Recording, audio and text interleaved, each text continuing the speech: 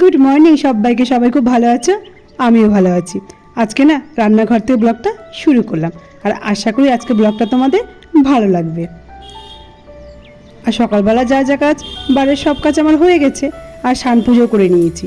আর আজকে অনেক কিছু রান্না করব, সেই জন্য না তাড়াতাড়ি করে রান্নাটা বসিয়ে দিয়েছি। আর আজকে কিন্তু দুদিকে আমি গ্যাসে রান্না বসিয়ে দিয়েছি। আর আজকে এত কিছু রান্না করছি, তার কারণ হলো আজকে আমার বাড়িতে লোক আসবে। আর ভিডিওটা দেখতে থাকো, কে আসবে সেই গল্পটা তোমাদের কাছে করব। আর এদিকে উচ্ছে আলু তো ভাজা করছি তোমাদের দেখলে, আর এদিকে পনিরটা বসিয়ে দিয়েছি। আর পনিরটা না আমি গাজর ক্যাপসিকাম সব সবজি দিয়েই করে নিচ্ছি। আর উচ্ছে আলু ভাজাটাও কিন্তু একটু সর্ষে পোস্ত বাটা দিয়েই করবো। আর অনেক কিছু রান্না করব, সেই দুদিকে রান্নাটা বসিয়ে দিয়েছি। আর সব কিন্তু নিরামিষ রান্না করব। আর পনিরটা দেখো এখানে ভেজে রেখেছি। আর আমার সোনামার খিচুড়ি তো আগেই করে নিয়েছি।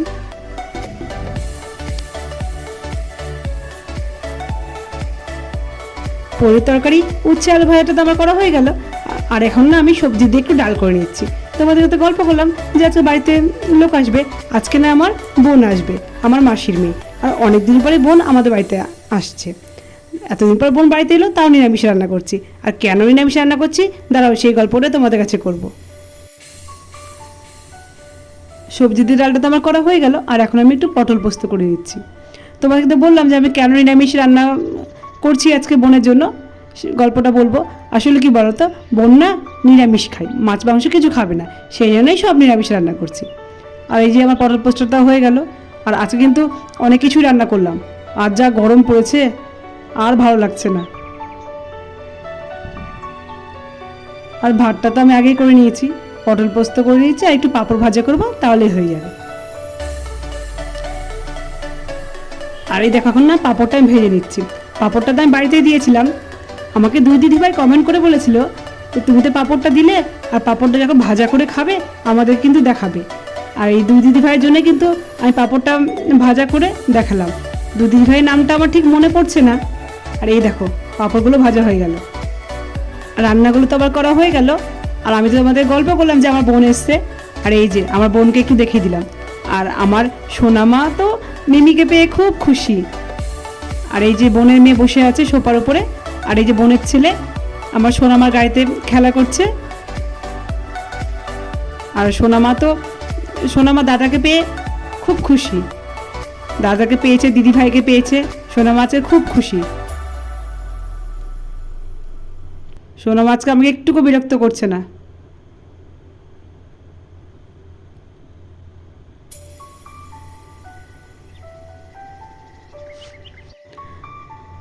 আমার বোনকে তো তোমাদেরকে দেখালাম, বোনকে, বোনের ছেলে মেয়েকে, আমার সোনামাকে তোমাদেরকে দেখালাম। সোনামা এখন দাদা ভাই দিদি ভাইয়ের সঙ্গে খেলা করছে।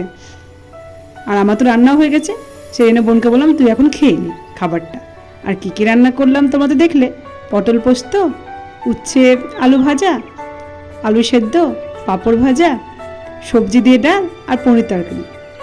আর এই যে বোন এখন খাবারটা খেয়ে নিচ্ছে।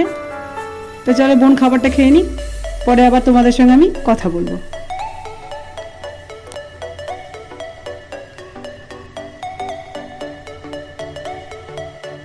দুপুরের পর আবার বিকেলে চলে এলাম তোমাদের সঙ্গে কথা বলতে। আর এখন একটু না তরমুজ পেঁপে কেটে দিলাম, আর একটু মিষ্টি দিয়ে দিয়েছি। আর বোন তো রেডি হচ্ছে, আর বললাম যে একটু খেয়ে নে এই ফলটা আর মিষ্টিটা, তারপর বাড়ি যাবি। তোমাদেরকে তো বললাম যে বোন রেডি হচ্ছে, বাড়ি চলে যাবে ফল আর মিষ্টিটা খেয়ে। আর এই যে বোন রেডি হয়ে গেছে, এখন চলে যাচ্ছে বাড়ি। কেউ যখন বাড়িতে ঘুরতে আসে তখন কি ভালো লাগে, বাড়িটা ভরে থাকে। আর চলে যাওয়ার সময় না বাড়িটা খালি করে চলে যায়, তখন না মনটা খুব খারাপ হয়ে যায়, একটুকু ভালো লাগে না। আর আমার দুই সোনামায়ের মনটা তো খুব খারাপ। সোনামাদের মিমি চলে যাচ্ছে, দুই সোনামায়েরই মনটা খুব খারাপ করছে। কি আর করবো বলো, বোন তো বাড়ি চলেই যাবে। আর দুই সোনামারা বাড়িতে একা থাকে না, যখন কেউ বাড়িতে আসে তখন ওদের খুব ভালো লাগে। আর চলে যাওয়ার সময় ওদের মনটা একদম খারাপ হয়ে যায়।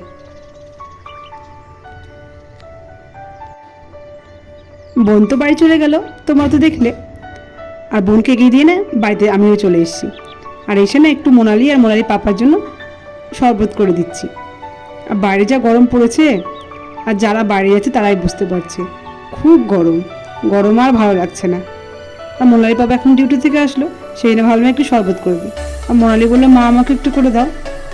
আর বাড়িতে এলে না একটু ঠান্ডা জল, শরবত, লেবু জল না খেলে কিন্তু হবেই না। আর এত গরমে সবাইকে কিন্তু প্রচুর পরিমাণে জল খেতে হবে, গরম কিন্তু খুব পড়েছে। আর এই দেখো আমি এখন দুজনকে শরবত করে দিলাম, একটু ঠান্ডা জল দিয়ে শরবতটা করে দিলাম। তো বন্ধুরা, আজকের ভিডিওটা এ পর্যন্ত। আর এতক্ষণ যারা ধৈর্য ধরে আমার ভিডিওটা দেখলে, আমার ভিডিওটা একটা লাইক করে দিও, কমেন্ট করে জানিয়ে।